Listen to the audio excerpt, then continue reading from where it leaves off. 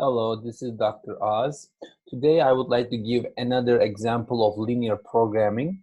In this case, I have a company called Foster Generators. And again, this could be any company with so many plans and demand points. And this company has, for the next 3 months planning period, have three plans, one in Cleveland, one in Bedford, one in York. And each of these plants have certain capacities for the next 3 months in terms of number of units. So Cleveland has 5,000. Looks like Bedford is the biggest facility with 6,000 in 3 months, and 2,500 units can be produced at York. The total capacity is 13,500. All right. So what if I go to next slide and see what's going on in terms of my demand side? In terms of demand, looks like I have 4 big customer locations. One in Boston, 6,000 units is demanded in the next 3 years, 3 months. Chicago, 4,000 units. St. Louis, 2,000 units. Lexington, 1,500. So overall demand is 13,500. So if you look at the supply, capacity, and demand is exactly the same. So this is kind of good news so that I can satisfy all my demand. All right, so let's take a look at the cost structure. So here you can see on the left-hand side my plants, or we call them in analytics origin nodes, and I have my distribution centers who are representing my customers. These are my destination nodes. So I have 3 origin nodes and 4 destination nodes. So this is a 3 by 4. I have 12 arcs. So what are those arcs? These are transportation costs per unit. So as you see here, these are arcs. Arc number 1, arc number 2, and so on. So I have 12 of those. And each arc has certain costs. So for example, if I send 1 unit of product from Cleveland to Boston, it will cost me $3. Or another example, if I send 1 unit from York to Lexington, it will cost me $5. These are called arcs or distribution routes. Again, any company who's sending products from point A to point B has to deal with this transportation problem. So what I'm gonna define is that for every single arc, I will have a decision variable. What am I trying to decide here? How many units should I send from origin number 1, which is Cleveland, to destination number 1, which I will denote with X11. The first number here represents the origin, second number represents destination. For example, from Cleveland to Chicago is X12. This is a decision variable. I'm trying to decide how many units should I send from Cleveland to Chicago. Another example, from York to Lexington can be represented as X3, 4. All right, so these are my decision variables. You can see the cost in table format here. All right, so let's talk about the constraints in this model. So I have 2 different types of constraints in this model. 1, supply constraints. 2, demand constraints. So let's talk about the supply constraints associated with Cleveland, okay? So in Cleveland, as you see here, I have 4 arcs goes out of Cleveland and reaches to my demand points. So I have 4 variables here. Let me write them down. X11 plus X12 plus X13 plus X14. So these are 4 decision variables, supply related. The first ones represent to Cleveland, and other numbers represent my warehouses.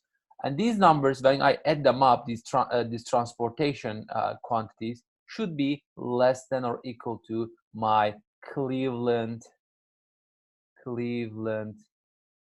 capacity, right?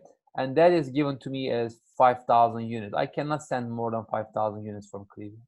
All right, so I have similarly 2 other supply constraints. Those are also less than or equal to constraints. 6,000 capacity at Bedford. and I have 2,500 units capacity at York. And the left-hand side values are very similar. Just the first indices will be different because Bedford represents facility number 2. So how am I going to write it down? 2, 1 plus x 2, 2 plus x 2, 3 plus x 2, 4 should be less than or equal to 6,000. For York, x 3, 1 plus x 3, 2 plus x 3, 3 plus x 3, 4 should be less than or equal to 2,500. So I'm done with supply constraints. So let's write our demand constraints. I have 4 facilities. Let's write them down. Boston, Chicago, St. Louis, Lexington. All right. So these are demand constraints in this model. They have to be satisfied. It's not necessarily true for every model, but in general, these are equality constraints, or maybe greater than or equal to, I can sell more products, or less than or equal to if I don't need to satisfy all my demand in a given time frame. But in this case, I want to make sure that my customers are happy, so all of my demand should be satisfied. And demand numbers are as follows given. 6,000 units needs to be shipped to Boston, 4,000 to Chicago, 2,000 to St. Louis, and 1,500 to Lexington. The left-hand side values here are a little bit different. So everything goes to Boston will end up with 1. So what I mean by that is x11 plus x21 plus x31. I have 3 facilities, that's why 3 independent variables here, 3 variables, decision variables. And same thing for Chicago, x12 plus x22 plus x32 should be 4,000. For St. Louis, x13 plus x23 plus x33 should be 2,000 units. Finally, x14 plus x24 plus x34 should be equal to 1,500.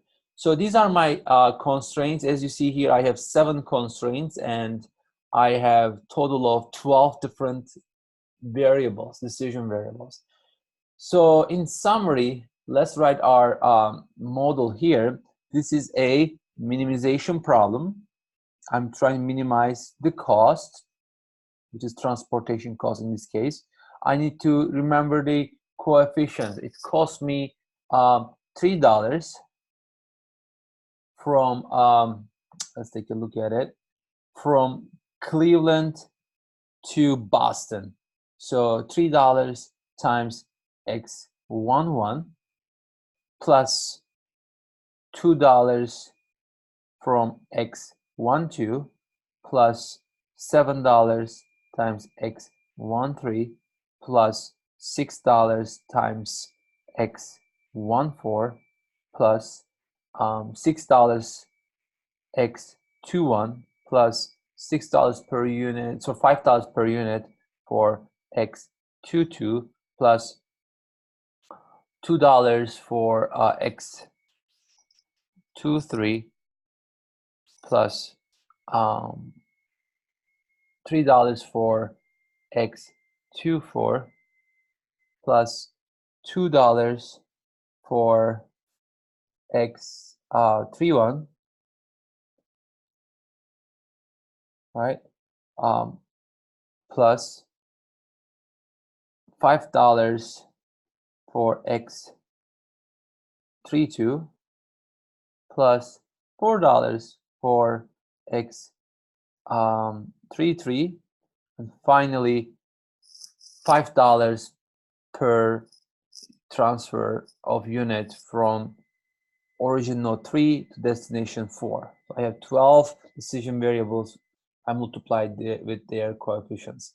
So my constraints subject to are x11 plus x12 plus x13 plus x14 should be less than or equal to 5,000 units, right? That's my first constraint, Cleveland. And then I have x21 plus x22 plus x23 plus x24 should be less than or equal to 6,000 units. x31 plus x32 plus x33 plus x34 should be less than or equal to 2,500 units. All right, these are my supply constraints. So let's write the demand constraints. x11 plus x21 plus x31 should be equal to 6,000 units. x12, that's what we covered, I guess. 1 second, I don't want to. So yes, this is x11, x12 plus x22 plus x32 should be equal to 4,000 units. Again, I'm just putting the constraint that we have written here. And then I have x13 plus x23 plus x33 should be equal to 2,000 units. And finally, x14 plus x24 plus x34 should be equal to 1,500 units. And obviously, I have non-negativity constraints. xij, 12 of them, should be greater than or equal to 0. All right? So this is my problem. And next video, I will solve this problem using Excel Solver. Until next video, enjoy business analytics.